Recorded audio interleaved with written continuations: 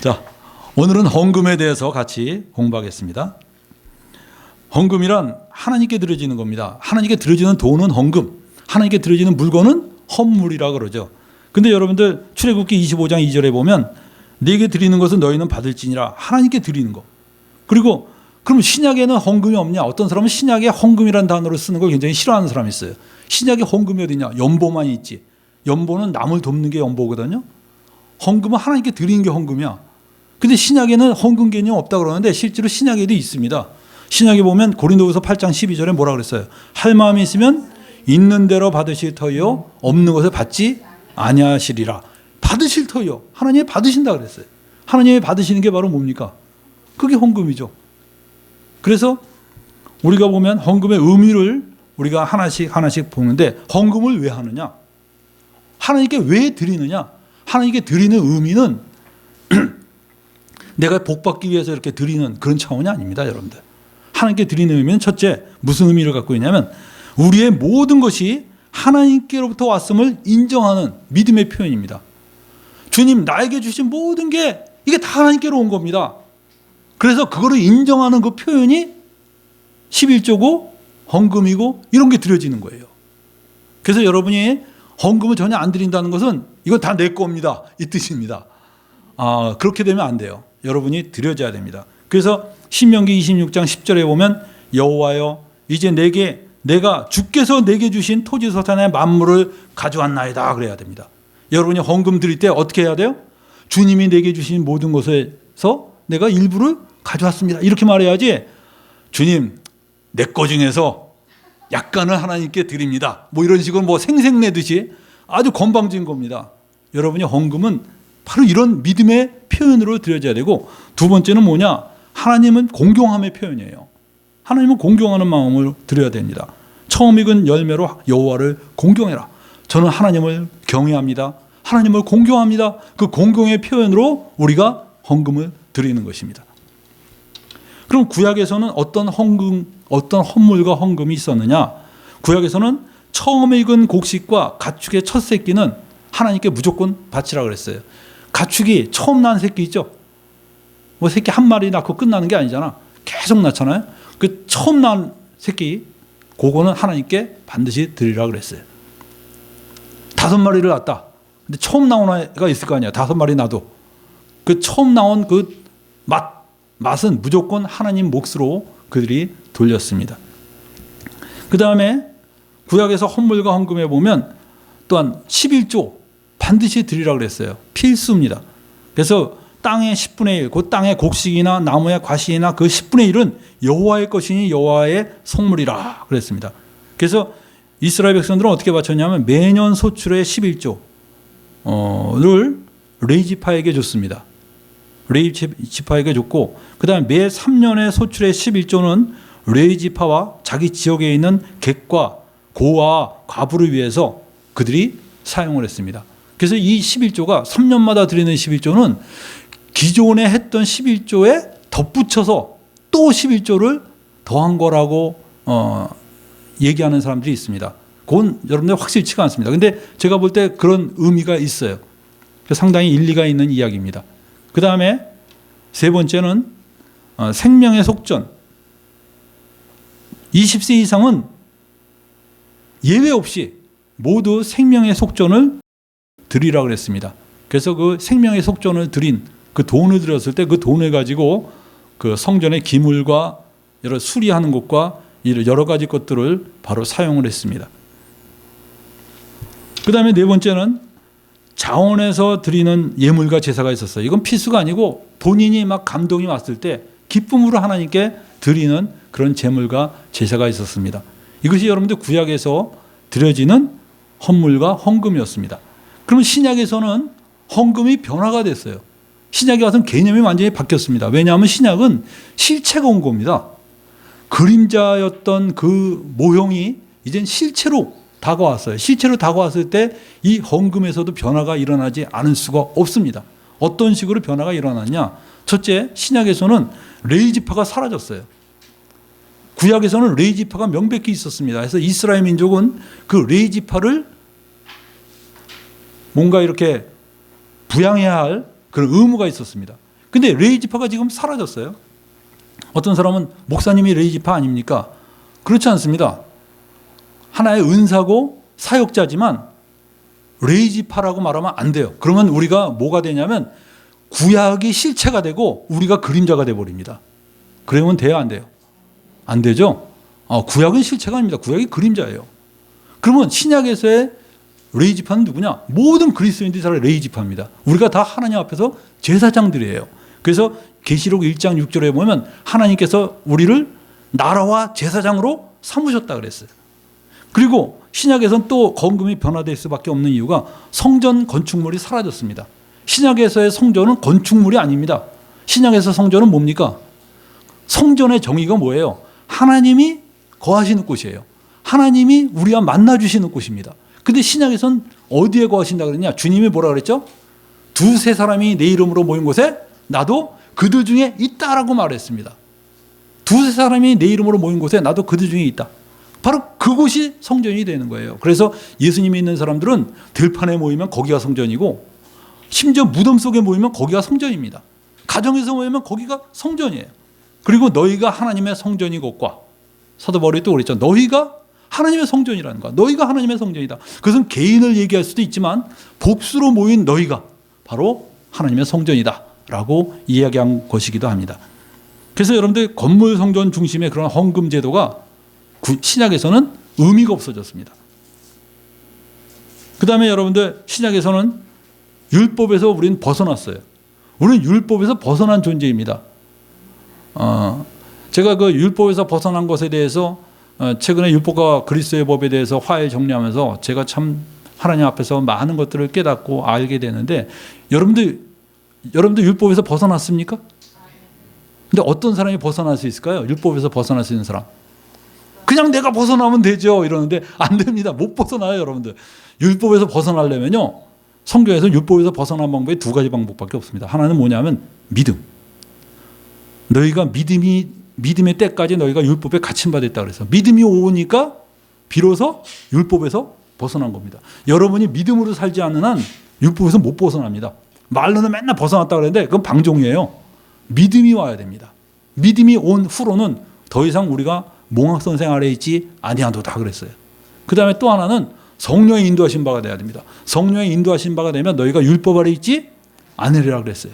그래서 여러분이 성령의 인도하심과 믿음으로 생활하는 법을 터득하지 못하면 여러분이 맨날 입으로 난 율법에서 자유합니다. 뭐 소용없어요. 절대 자유한 게 아닙니다. 여러분은 율법에 매여 있는 겁니다. 그래서 믿음으로 사는 법을 여러분 터득해야 돼요. 그래서 우리는 율법에서 하면 자유한 사람이야. 그러면 이제 율법에 의해서 우리가 생활하는 사람이 아니고 우리는 그리스도의 법에 의해서 생활하는 사람입니다. 그렇기 때문에 율법에서 명령한 수많은 헌물과 처음 열매와 11조 이런 것에 대해서 우리가 매여 있을 필요가 없습니다. 우리 신약에서의 헌금을 한번 봅시다. 그러면 신약에서는 어떻게 하나님께 드려지는 것이냐? 신약에서는 뭐가 헌금이냐 이거야. 뭐가 헌금이냐? 옛날에 레위지파에게 갖다 바치고 그 성전에다가 드리는 것이 헌금이었는데 지금은 뭐가 헌금이냐? 신약에서는 형제를 돕는 게 헌금이라고 얘기하고 있어요. 한번 보세요. 읽어봅시다. 마태복음 25장 40절. 임금이 대답하여 가라사대 내가 진실로 너에게 이르노니 너희가 여기 내 형제 중에 지극히 작은 자에게 한 것이 곧 나에게 한 것. 여기 뭐라 그랬어요? 지극히 작은 자에게 한 것이 곧 내게 한 것이다.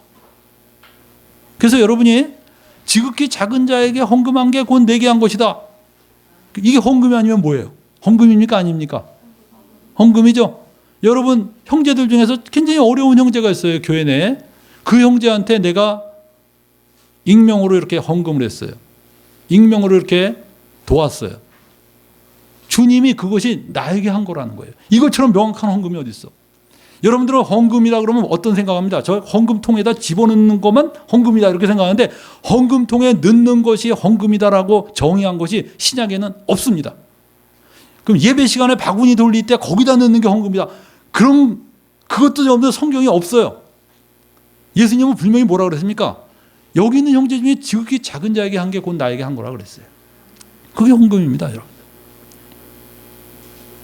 여러분들 우리 교회에서 난 잘 나오는지 모르겠는데 제가 헌금통 안 들여다봐 갖고 헌금통에 여러분들 이게 종종 나와야 돼요. 어느 형제에게 전해 주십시오. 어느 자매에게 전해 주십시오. 그 집이 어려움이 생기면 어느 형제에게 전해 주십시오. 어느 자매에게 전해 주십시오. 저는 그런 게 나오는 게 얼마나 아름답고 귀한 것인가. 제가 그 대구 평신도교회 있을 때 매 주마다 그런 게 나왔어요. 이거 누구에게 전해 주십시오. 누구에게 전해 주십시오. 보면 가난한 자를 구제하는 것. 이건 뭡니까? 교회 밖의 사람들이에요. 교회 밖의 사람들도 가난한 사람들을 내가 구제하는 것이 뭐라 그랬냐? 주님이 뭐라 그랬습니까? 너희 소유를 팔아 구제하여 낡아지지 아니하는 주머니를 만들라. 곧 하늘에 둔 바 다함이 없는 보물이니 거기는 도적도 가까이 하는 일이 없고 좀도 먹는 일이 없느니라. 오직 선을 행함과 서로 나눠주기로 잊지 말라. 이 같은 제사는 하나님이 기뻐하시느니라. 누구든지 자기 친족 특히 자기 가족을 돌아보지 아니하면 믿음을 배반하는 자여 불신자보다 더 악한 자니라. 여러분들 이렇게 도우라는 거예요. 여러분들 주변에 친족 중에 가난한 사람 있죠. 그 사람들이 막 그렇게 어렵게 사는데 나는 예배당에 뭐 헌금 드린답시고 그 사람 돌아보지 않는다. 여기 뭐라 그랬어요? 여기 뭐라 그랬죠? 밑에 한번 읽어봐요. 누구든지 자기 친족 특히 자기 가족을 돌아보지 아니하면 믿음을 배반한 자라고 그랬어요. 믿음을 배반한 자. 친족 돌아봐야 됩니다. 여러분들. 여러분 친족 중에서 가난한 사람이 있으면요. 그 사람한테 주세요. 그거 헌금입니다. 왜? 성경에서 그렇게 가난한 자를 도우라고 그랬거든. 그리고 그건 뭐라 그랬어요? 하늘에 뭐라 그랬습니까? 낡아지지 않는 주머니라고 그랬어요. 보자기가 아닙니다. 주머니입니다. 보자기 어디 돈 쌀 수 있어요? 주머니를 주님께서 만들어 주신다는 거예요. 여러분들 그래서 여러분이 도와줘야 돼요. 또 한 형제는 의사인데 자기 병원에서 연말에 지금까지 한 번도 시도해보지 않았던 걸 한 거예요. 연말에 그 병원에서 일하고 있는 사람들 있죠. 그 뭐 의사 말고 저 청소하고 뭐 이런 허드렛 일 하시는 분들 있잖아요. 그분한테 이분이 선물을 돌렸어요. 그러니까 이 사람들이 이 병원 온 이래로 내가 최초로 이런 걸 받아봤다고 어떻게 의사 선생님이 이런 걸 돌리냐. 너무나 귀한 겁니다, 여러분들. 아름다운 거예요. 여러분들이 그런 거는 쓸데없는 거다. 오직 저 예배당 헌금통에만 넣어야지만 헌금이지 그 외에는 헌금이 아니다. 이 생각을 갖고 있으니까 오늘날의 기독교인들이요. 도대체 직장에 나가면 구두쇠로 가장 유명한 사람들이 기독교인들이에요. 근데 이해가 되더라고. 왜냐하면 교회에다 낼 거 다 너무나 하다 보니까 바깥에서는 뭘 베풀 만한 힘이 없어. 여러분들 만약에 우리가 예배당에 바치는 거에 우리 한국의 교인들이 예배당 바치는 거에 절반을 이웃위에서 썼더라면 이 한국이 어떻게 됐을까요? 예? 이 한국의 모든 사람들이 깜짝 놀랄 거예요. 야, 예수 믿는 사람들은 다르다라고 얘기했을 거예요. 근데 한국의 기독교는 전부 예배당에만 갔다 왔죠. 그리고 친척들이 뭐 모여서 돈 좀 내라면 못 내요. 안 내. 아예 가지도 않아 그냥. 왜? 이 돈 없거든. 그러다 보니까 여러분들 우리가 세상에서 점점 평판이 떨어지는 겁니다. 앞으로 그러지 마세요. 예배당에만 다 드리지 마세요. 여러분이 주변 사람을 돌아보세요. 그 다음에 세 번째는 뭡니까? 사역자를 돕는 겁니다. 여러분들의 사역자들은 전심으로 하나님을 따르는데 이들을 돕지 않으면 이들이 어떻게 사역을 하겠어요? 성경에 뭐라고 그랬어요? 예수님이 뭐라고 했습니까? 누구든지 너희를 그리스도에게 속한 자라 하여 물 한 그릇을 주면 내가 진실로 너에게 이르노니 저가 결단코 상을 잊지 아니하리라. 물 한 그릇만 줘도 하나님이 이 전표에 체크해 놓으신다는 거예요. 여러분들 사역자를 돕는다는 것은 굉장히 아름답고 귀한 겁니다. 우리가 선교사 보내놓고 지원하지 않고 있다. 부끄러운 겁니다. 여러분들이 사역자를 세워놓고 돕지 않는다. 부끄러운 거예요. 여러분들이 정말 이 직업이 없거나 이 어떤 그 버는 것이 없는 사역자들은 우리가 돌아보지 않으면 그들은 누가 돕겠습니까? 우리가 바로 그 돕는 것을 해야 됩니다. 그 다음에 여러분들 그 사도 바울이 또 뭐라 그랬어요? 빌립보서 4장 18절엔 이 빌립보에 있는 사람들이 바울에게 이 헌금을 보냈어요. 바울은 원래 스스로 자기가 직업을 가지고서 먹고 산 사람인데 이 바울이 감옥에 갇힌 겁니다. 감옥에 갇히니까 이거 벌어서 먹을 수가 없잖아요. 그 당시 감옥은요, 사비로 자기가 먹고 자고 먹고 그 입고 이런 건 다 사비로 끝냈어요. 오늘날처럼 이렇게 콩밥이 뭐 이렇게 교도소에서 나오는 밥이 주어지고 그런 게 없었습니다. 그러다 보니까 굉장히 어려운 상황인데 바로 이 빌립보에 있는 교회들이 빌립보의 교회가 그 사실을 알고 바울에게 이걸 보낸 거예요. 그러면서 빌립보 교인들은 혹시 바울 선생이 안 받으면 어떡할까? 바울 형제가 안 받으면 어떡할까? 막 조마조마할 정도로 그렇게 아름다운 마음으로 받았어요. 그때 사도 바울이 이걸 받으면서요, 굉장히 감격했습니다. 왜 그러냐? 이것은 돈 때문에 감격한 게 아니라 그 속에 있는 마음이 있죠. 그 형제들의 마음을 보면서 너무 감격해하면서 뭐라 그랬습니까? 이것은 하나님께서 받으실 만한 향기로운 제물이요, 하나님을 기쁘시게 한 거다 그랬어요. 돈이 기쁘게 한 게 아니에요. 그들의 마음이 하나님을 기쁘시게 한 거라는 거야. 그리고 고린도전서 9장 14절에 이와 같이 주께서도 복음 전하는 자들이 복음으로 말미암아 살리라 그랬어요. 그러니까 복음 전하는 자들에겐 복음으로 말미암아 살리라 이러면 뭐냐 하면 그들에게 복음을 받는 사람들이 마땅히 후원하고 드리라는 겁니다. 그 다음에 여러분들 신약에서의 또 헌금 네 번째는 그리스도께서 교회에 주신 사명을 이루기 위해서 드려지는 겁니다. 여러분들 교회에 하나님께서 이 교회를 이 세상에 있는 하나님 나라로 세우셨어요.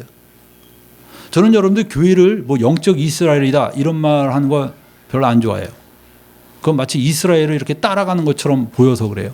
교회는 여러분들 영적 하나님 나라의 실체입니다. 실체야. 그림자가 아닙니다. 이스라엘은 그림자였어요. 이건 실체입니다. 엄청난 겁니다, 여러분들. 이 교회라는 것을 깊이 깨달으면 이 교회가 얼마나 위대한 이 세상에 있는 나라인가 이걸 알 수 있어요. 이런 교회를 가지고 뭐 이익을 도모하고 권력을 추구하고 이거는 하나님 앞에서 무서운 죄입니다. 있을 수가 없는 얘기예요. 교회는 여러분들 위대한 하나님의 나라예요. 그런데 이 교회가 주님께서 받은 사명이 있습니다. 그 사명을 이루는 게 우리가 이루는데 우리가 마땅히 드려져야 됩니다. 우리 하다못해 여기 모임을 갔는데 이 모임 가지려면 집세 내야 될 거 아닙니까? 그럼 집세 우리가 감당해야죠. 근데 집세 감당 못한다. 그럼 뭐 나가면 되죠. 뭐 나가서 뭐 이런 카페나 이런 데서 모이면 되죠. 우리 또 선교사 보냈어요. 그럼 선교사 후원해야 될 거 아닙니까? 이걸 후원하고 이것을 드리는 이것이 아주 굉장히 중요한 것입니다. 그래서 여러분들 예수님이 뭐라 그랬어요? 그러므로 너희는 가서 모든 족속으로 제자를 삼아 아버지와 아들과 성령의 이름으로 세례를 주고 내가 너에게 분부한 모든 것을 가르쳐 지키게 하라. 주님이 우리 교회에게 주신 명령입니다. 내가 세상 끝날까지 너희와 항상 함께 있으리라 하시니라. 그래서 여러분이 헌금이 어디 드려야 될지 지금 쫙 나왔죠? 그렇게 드려져야 돼요. 헌금 사용에서 유의할 점은 뭐냐?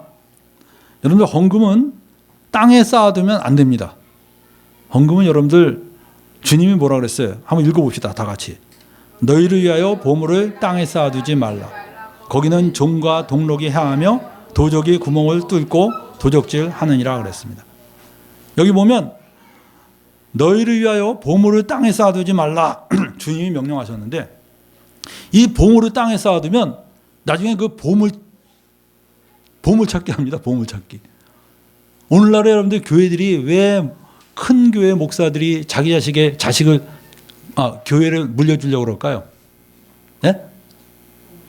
시골교회 목사가 자기 자식에게 물려주는 거 봤어요? 전 봤습니다. 한 번. 근데 같은 교사 동료인데 영어 선생이었어요.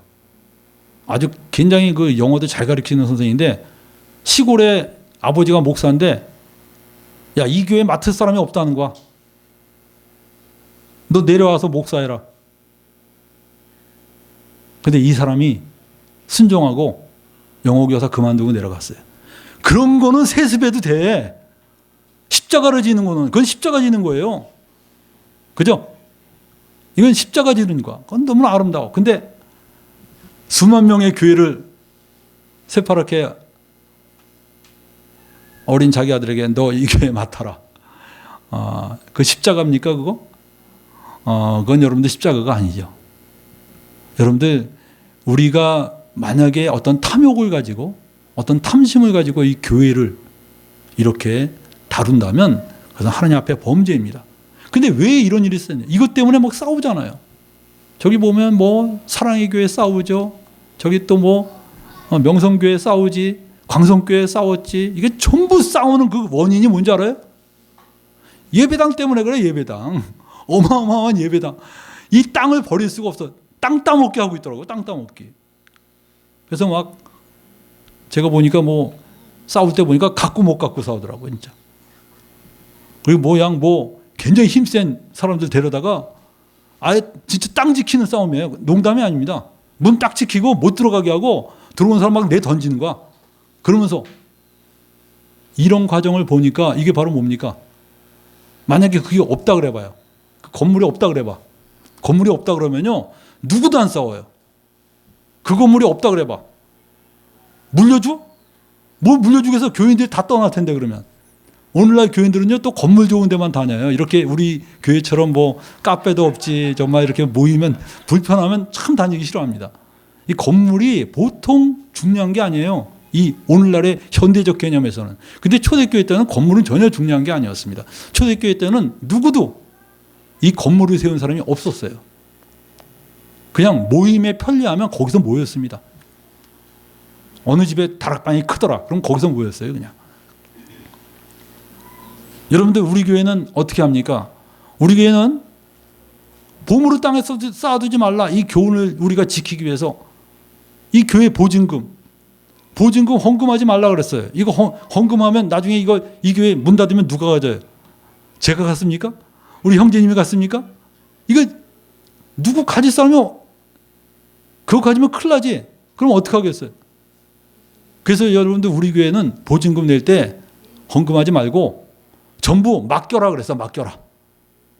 그래서 뭐 저도 지금 보증금에 제 돈도 한 500 들어가 있습니다. 우리 형제님도 얼마 들어가 있고, 또 다른 형제도 얼마 들어가 있고, 얼마 들어가 있고, 다 해서 그 들어가 있는 거야. 그리고선 뭐라 그러냐? 이 교회 떠나면 찾아가라 그랬어요. 여러 명 찾아갔습니다. 여러 명 찾아갔어요. 그 찾아가면 펑크나잖아. 펑크난 건 또 다른 형제들 또 메꾸면 돼. 어차피 그거는 헌금하지 말라 그랬어. 그건 헌금이 아니야. 왜? 땅에 쌓아두는 건 이건 헌금이 아니에요. 하늘에 쌓아둬야지 헌금이지. 이게 땅에 쌓아두는 게 헌금입니까? 그냥 바로 찾아가라 그랬어요. 저쪽 대구 평신도교회도 그 원칙을 지켰습니다. 지켰는데 어떤 형제가 떠났어. 그 형제가 100만 원을 맡기고 갔는데 떠났어요. 근데 이 형제는 뭐 헌금한답시고 떠났더라고. 나중에 전화했어요. 찾아가라고. 계좌번호 불러달라 그랬어요. 그러니까 깜짝 놀라는 거야. 그거 돌려줍니까? 당연히 돌려줘야죠. 보내버렸어요. 여러분들, 교회는 철저하게 이걸 지켜야 됩니다. 저는 만약에 현대 교회가 예배당을 지을 때 전부 헌금하지 말고 각자 돈에 맡기는 형식으로, 주식식으로 다 해라. 그리고 만약에 떠난다면 도로 찾아가라 라고 했더라면 어떻게 됐을까요? 예? 진짜 겁날 거예요. 교인들이 나 돌려줘 이러면 누가 감히 왕노릇 하겠어요? 아무도 못합니다. 목사님이 타락했다? 심지어 어떤 유명한 교회 목사는 기독교로 해서 바꿨어. 아예 자기가 만든 종교로. 굉장히 유명한 교회인데 내가 어느 교회라고 말을 안 하겠어요. 그래서 그 교회 다녔던 자매님이 얘기해 주는데 너무 기가 막히다는 거야. 이 사람이 영국에서 뭐 공부하고 그랬던 사람인데 자기 나름대로의 우리 교회는 하나님 말씀 위에 이 성경을 텍스트로 해서 세워진 게 교회지 자기 머리에서 나온 교회가 아니에요, 여러분들. 그런데도 사람들이 못 떠나. 왜? 건물이 너무 좋으니까. 이런 기가 막힌 일이 어디 있습니까? 그래 너무 아까운 거야. 내가 여기다 투자한 게 얼마인데. 근데 만약에 우리가 이렇게 다 맡겼더라면 어땠을까요? 떠날 때 야, 내 목 줘라. 다 갖고 떠나면 어떻게 돼요? 빈통이 됩니다. 여러분들 이 오늘날의 많은 교회들이 돈 때문에 싸우고 있어요. 우리는 그것 때문에 싸울 여지를 남겨놓으면 안 됩니다. 여러분 신약에서 헌금 자세는 뭡니까? 신약은 어떻게 헌금해야 되느냐? 각각 마음에 정하라고 그랬습니다. 11조가 아닙니다. 신약에서는. 신약에서는 11조를 얘기하지 않았어요. 여기 한번 읽어볼까요? 이것이 곧 적게 심는 자는 적게 거두고 많이 심는 자는 많이 거둔다 하는 말이로다. 각각 그 마음에 정한 대로 할 것이요 인색함으로나 억지로 하지 말지니 하나님은 즐겨내는 자를 사랑하시느니라. 하나님은 어떤 자를 사랑하신다고요? 즐겨내는 자. 근데 자 상한선이 어디예요? 상한선. 헌금의 상한선 10분의 1입니까? 뭐라 그랬어요? 아니 마음에 정하는데 그 마음에 정할 때 상한선이 얼마냐고. 맥시멈이 얼마예요? 예? 맥시멈이 없어요? 여기 뭐라 그랬어요? 억지로 하지 말지. 막 체면 때문에 억지로. 야 사람들이 다 전 100만 원 하겠습니다. 전 200만 원 하겠습니다. 그때 야 그래도 내가 이 교회에 내가 그래도 장로인데 어떻게 내가 체면이 있지 해서 마음속에 그냥 억지로 500을 써내서 그렇게 하지 말라는 거예요. 하나님 기뻐하지 않아요. 그 다음에 우리 다 헌금합시다 그러니까 인색함으로 정말 이 돈, 이 피 같은 돈을 내가 어떻게 내나. 그래서 그냥 1,000원 딱 냈어요. 그렇게 하지 말라는 거예요. 헌금은 어떻게 해요? 내 마음의 믿음을 따라서 기쁨으로 내라는 거예요. 아시겠어요? 그게 헌금입니다. 그 다음에 빚내서 하지 마세요. 저는 어떤 신앙이 좋은 자매를 봤는데 대출받은 거에 11조를 내는 걸 보고 내가 놀랬습니다. 놀랬어요. 근데 그건 그래도 본인이 자원해서 내는 거잖아. 너무 기가 막히지. 근데 글쎄 어느 공무원 자매가 나한테 메일을 보내는데 부흥회 참석했는데 부흥회 목사님이 그러더래. 예언을 해주면서 1억을 바쳐라. 그래서 1억이 없는데 그러니까 대출 받아서 바쳐라. 그렇지 않으면 남편한테 어려움이 생긴다. 이건 무슨 무당 점을 줬더라고. 그러니까 이 자매가 정말 너무 힘들지만 바쳤어요. 1억을 대출 받아서. 그 다음부터 완전히 지옥이 시작됐습니다. 공무원이 무슨 돈을 크게 받겠어. 1억에 이자만 내기도 버거운 거예요. 그래서 너무너무 힘드니까 연락이 온 거야. 어떻게 하면 좋겠냐. 그래서 내가 너무 마음이 아파서 그랬어요. 목사님 찾아가서 일부라도 좀 돌려받아라. 근데 뭐 영수증이 있습니까? 뭐가 있습니까? 아무것도 없잖아. 기가 막힌 거죠. 영수증이 없으니까 법정 투정도 안 돼. 그냥 그 사람이 바친 건 알지만 뭐가 되겠어요? 여러분들 진짜 목자라면요. 양이 그렇게 고통당하면 난 가슴이 찢어질까. 교회당 팔아서라도 돌려줄 거예요. 안 그럽니다. 근데. 왜냐? 이건 주님의 교회가 아니에요. 더 이상 양을 치는 사람들이 아니야. 양 잡아먹는 사꾼이지. 여러분들 헌금은 빚내서 하는 거 아닙니다. 절대로. 예배당 질 때도 은행 대출 받아서 하는 거 아닙니다. 우리 옛날에는요 예배당 질 때 다 헌금 받아서 했어요. 없으면 그냥 벽돌 몇 장만 올리고 끝냈어 그냥. 근데 언제부터인가 우리나라 전체가 은행 대출을 받아서 예배당 짓기 시작했어요. 근데 그 시점이 언제인지 아세요? 내가 그거를 도대체 우리나라가 왜 이렇게 대출을 많이 받나? 은행 교회 대출이 굉장히 몇 조인데 7조? 70조인가 7조인가 아무튼 어마어마하더라고. 교회 대출 받은 게.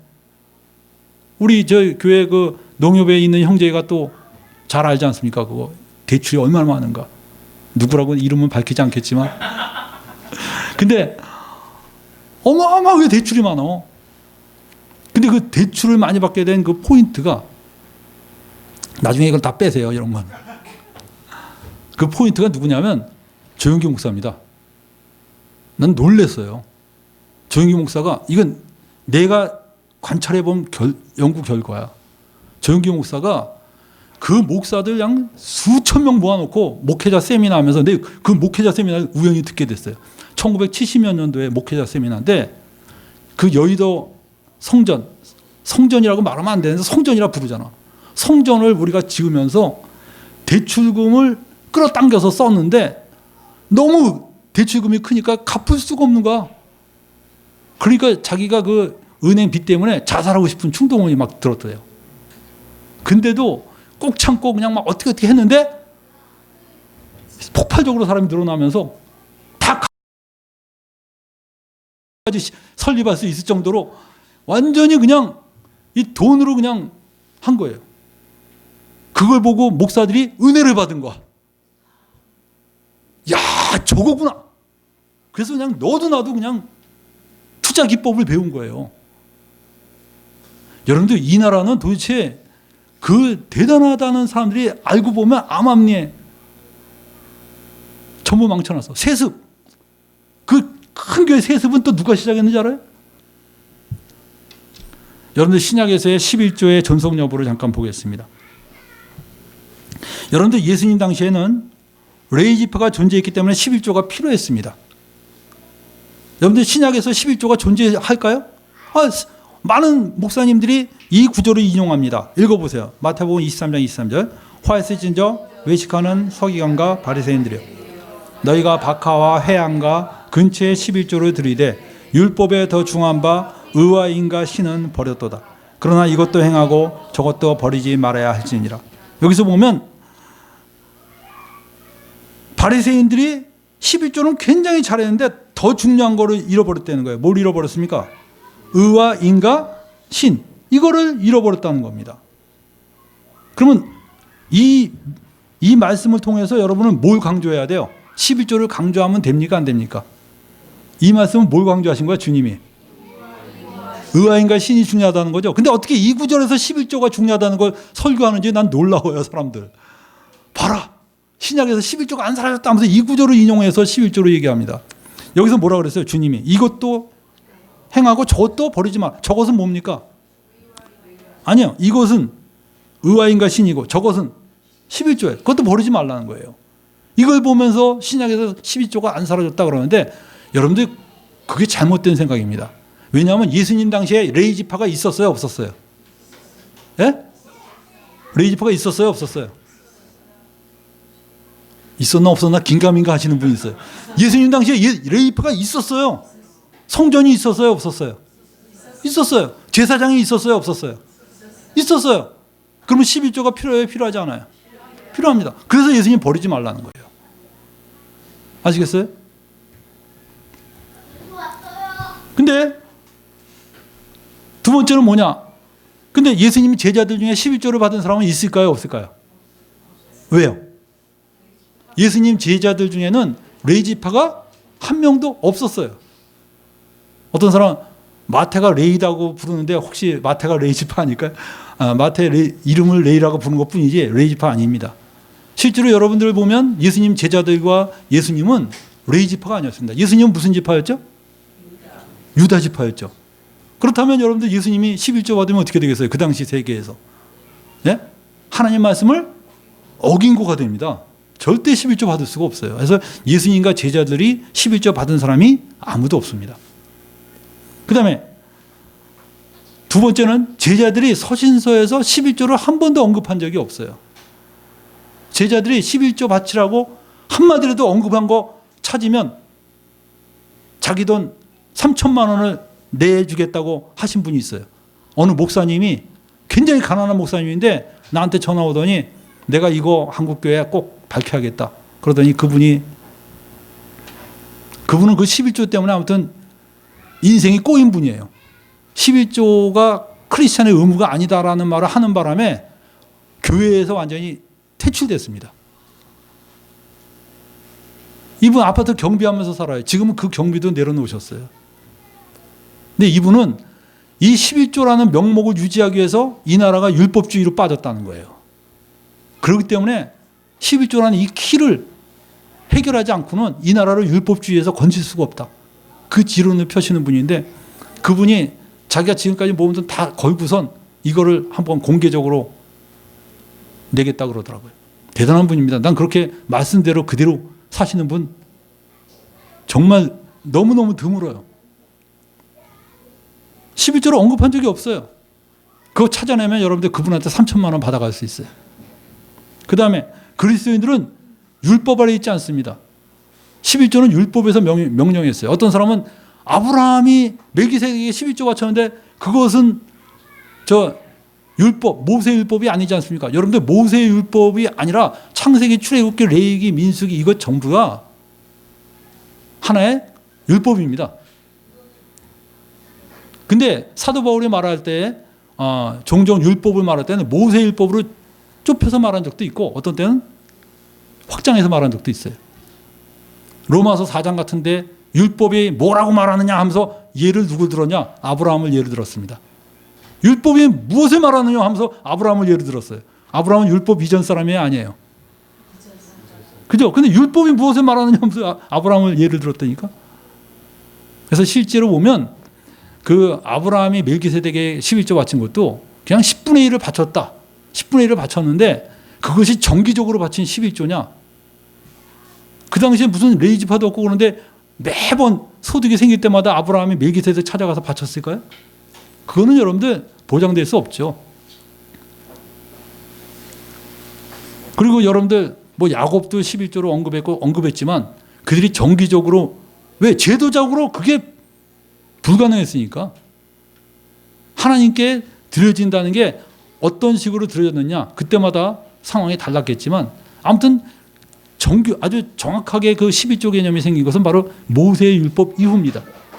근데 우리는 그리스도인들은 이러나 저러나 하나 율법에서 해방됐어요. 그리고 우리는 뭡니까? 우리는 믿음의 법으로 사는 사람이에요. 그리스도의 법으로 사는 사람입니다. 그렇다면 우리가 뭐라고 결론 내릴 수 있어요? 우리는 11조가 신약적인 의미에서는 12조가 폐지됐습니다. 신약적인 의미에서 12조는 폐지됐어요. 그러면 신약에서도 11조가 가능하냐? 신약적인 의미에서는 폐지됐지만 우리는 신약에서의 헌금은 뭐라고 그랬습니까? 각각 마음에 정한 대로 하는 것이나 우리가 구약의 율법을 참고해서 10분의 1을 결심하는 것은 가능하다는 거예요. 예를 들면 자 우리가 하나님께 그러면 난 얼마를 드릴 것인가 아까 마음에 정할 때 구약의 신자들은 얼마를 바쳤어요? 10분의 1을 드렸어요. 그러면 신약에 내가 그리스도를 알고 정말 이 거듭난 신자로서 주님을 사랑한다는 사람으로서 내가 어느 정도 바칠 것인가를 정할 때 그것은 아주 귀중한 기준이 됩니다. 구약의 신자들이 10분의 1을 바쳤다면 나는 그 정도, 그 이상은 바쳐야지. 그렇다고 여러분이 강요되면 안 돼요, 절대로.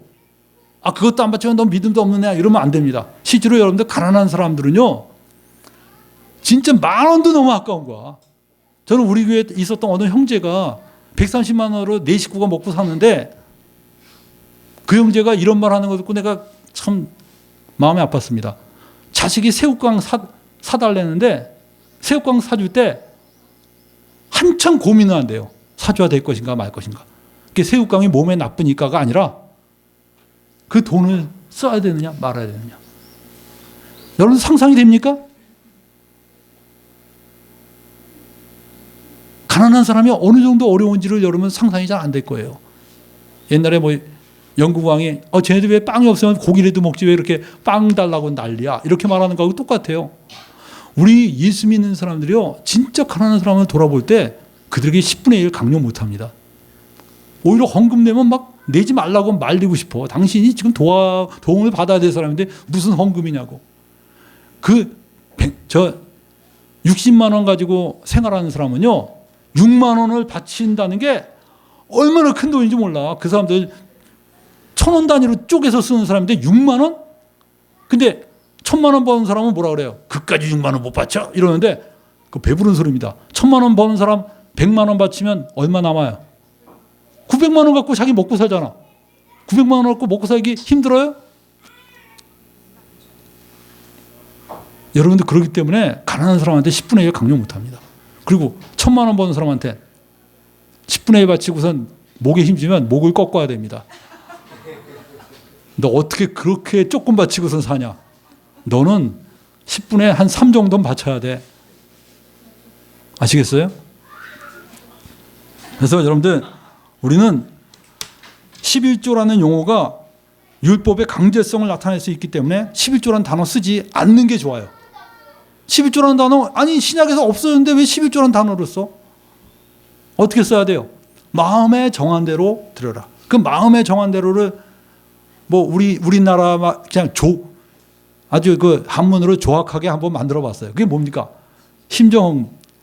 근데 저 한문에는 뭐 작정 아니면 뭐 정심, 아마 그게 더 그 정확한 말일지 모르겠어요. 그러나 아무르면 어떻습니까? 우리가 아는 대로 하면 되지. 심정헌금 또는 뭐 연보 이런 걸로 우리가 드릴 수 있어요. 여러분들 11조라고 딱 써놓고 바치는데 솔직히 10분의 1도 아니잖아. 그죠?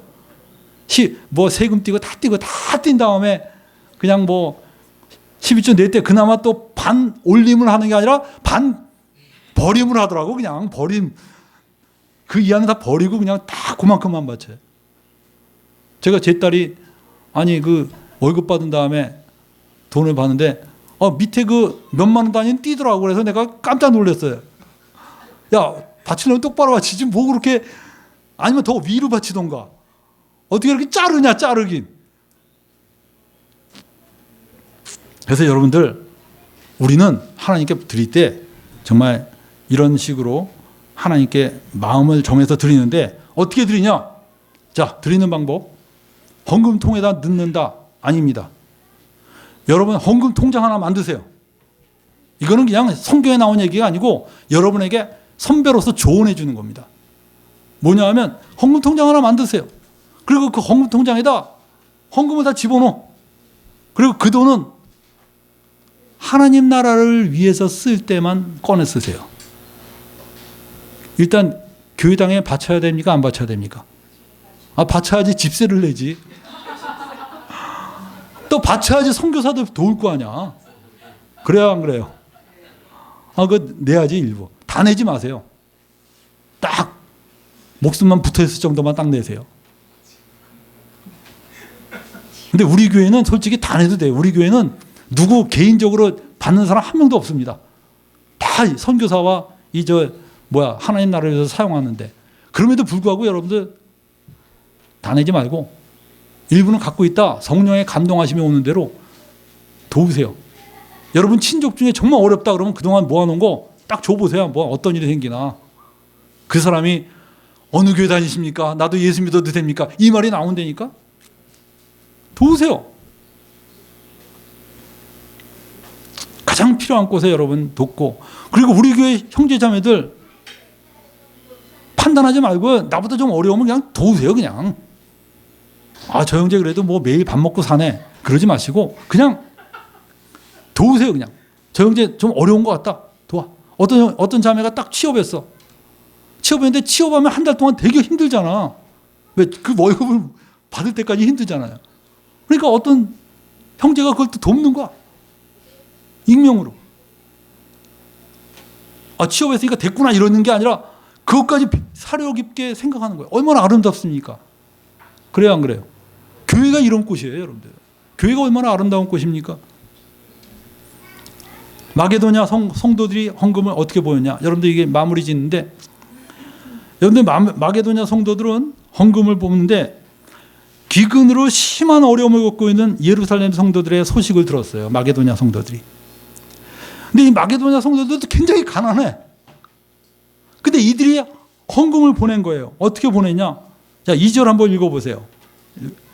환난의 많은 시련 가운데서 저희 넘치는 기쁨과 극한 가난이 저희로 풍성한 연보를 넘치도록 하게 하였느니라. 이 수식어가 너무나 기가 막힌 수식어야. 이들이 뭐라고요? 넘치는 기쁨이 있대. 근데 어떤 가운데서 넘치는 기쁨이 있어요? 환난의 많은 시련. 세상에 예수 믿느라고 그 환난의 많은 시련을 당하고 있는데 뭐가 있어요? 우울증에 걸려야 되는데 우울증에 걸리지 않고 넘치는 기쁨이 있대. 여러분 상상이 됩니까? 그래서 내가 믿음이 위대하다는 거예요. 믿는 사람은 이거가 이해가 돼요. 근데 믿지 않는 사람은 쟤네들이 미쳤구나. 어디 뭐가 씌었구나 이렇게 생각하는데, 믿음을 가진 사람은요, 이 세계가 이해가 됩니다. 이 경지가 이해가 되니까 흥분이 되는 거야. 저런 세계구나, 저런 세계. 넘치는 기쁨이 있고, 그 다음에 뭐야? 극한 가난이, 세상에 가난해 거기다. 극한 가난이 저희로 풍성한 연보를 하겠다는 거예요. 아니, 극한 가난은 어떻게 해야 돼요? 극한 가난은 그 다음에 뭐가 나와야 돼? 수식어가 저희로 약간의 헌금을 하게 하였느냐, 이렇게 나와야 되는데, 극한 가난은 저희로 풍성한 연보를 했다는 거예요. 과부가 둘의 돈 낸 게 별거 아닌 것 같지만 그 사람은 자기 재산의 전부를 냈다고 그랬어요. 난 그렇게 어려운 자매가, 내가 청년 때 보니까 예수 믿어서 막 기쁨이 충만해, 이 자매가. 근데 공장 다니는 자매인데, 이 공장 다니는 자매가 우리 청년부 회비를 가져왔는데, 회비가 그 당시에 5,000원인데 아니 10,000원을 갖고 온 거야. 이 자매 월급이 그 당시에 회비가 내 정확히 기억이 안 나요. 너무 오래된, 내가 대학교 때 이거 얼마나 옛날입니까? 근데 아무튼 예를 들면 한 5,000원인데 그 자매가 월급이 8,000원인가? 얼마 되지도 않아. 근데 10,000원을 갖고 온 거야, 10,000원을. 2배를 갖고 온 거야. 그래서 내가 말렸어요. 아유, 자매님 왜 이렇게 많이 내냐고. 이럴 필요 없다고. 그래도 정색을 하면서 그러고요. 나는 바치고 싶다는 거야. 야, 근데 그 회비 끝까지 안 내려고 버티는 애하고 무슨 차이입니까? 이게 무슨 차이예요? 얘는 풍성하고 얘는 손이 작은 인색한 겁니까? 아니에요. 얘는 믿음이 있고 얘는 믿음이 없는 거예요. 그냥 딱 하나입니다. 믿음이 없는 거야, 쟤는. 얘는 믿음이 있는 거고. 믿음이 있으면요, 새로운 차원이, 새로운 세계가 열린다니까. 아깝지가 않아. 믿음이 있으면 진짜 아깝지가 않아. 하나님께 드리는 게 조금도 안 아까워요. 아니, 없어서 못 바치지. 내가 하나님께 드리는 게 너무나 기뻐. 믿음이 있으니까. 믿음이 없으면 아이고, 체면 때문에 바치긴 바쳐야 되는데 너무너무 아까운 거야. 근데 여러분들 그거 아까워하는 사람한테 자꾸 바치라 그러지 마세요. 그건 여러분들 실족합니다. 그건 율법이야. 그 사람에게 뭐가 필요합니까? 뭐가 필요해요? 믿음이 필요한 거야, 믿음이. 믿음이 없는 사람한테는 율법밖에 남는 게 없어요. 그러니까 율법 맨날 들이대고 왜 이것도 안 바치냐 그러는데, 우린 믿음으로 사는 사람입니다. 그 다음에 여러분들 마게도냐가 어땠습니까? 내가 증거하노니 저희가 힘대로 할 뿐 아니라, 다 같이 읽어보세요.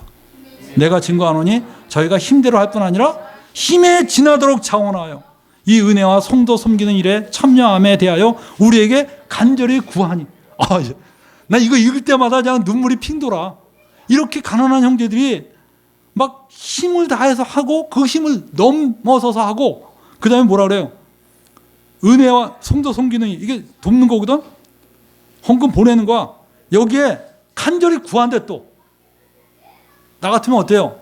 우리 교회 형제 중에 정말 어려운 형제가, 내가 이 교회 다른 형제 돕기 위해서 뭐 돈을 너무 많이 가져오면 내가 어떨까요? 말리겠죠.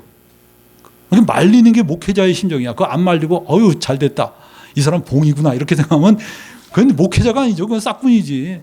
정말 마음이 아파요.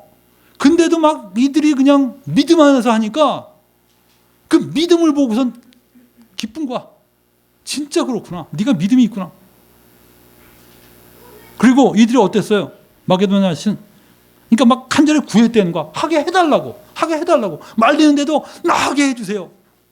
야, 이 경지가 여러분들 이해가 됩니까? 예수 안 믿는 사람한테 아무리 설명해도 이 경지 이해는 못해요. 근데 믿는 사람은 압니다. 그 경지 나도 알아. 그 다음 5절에 뭐라 했어요? 우리의 바라던 것뿐 아니라 저희가 먼저 자신을 주께 드리고 또 하나님의 뜻을 조차 우리에게 주었도다. 이들이 어땠습니까? 사도 바울이 예루살렘 성도들이 너무 가난하고 어려우니까 그들을 돕자 그랬는데, 그 바라던 것뿐만 아니라 이들이 먼저 뭘 했습니까? 자신을 주님께 드렸다 그랬어요. 헌신을 했다 그랬어. 그리고 하나님의 뜻을 또 우리에게 또 주었다.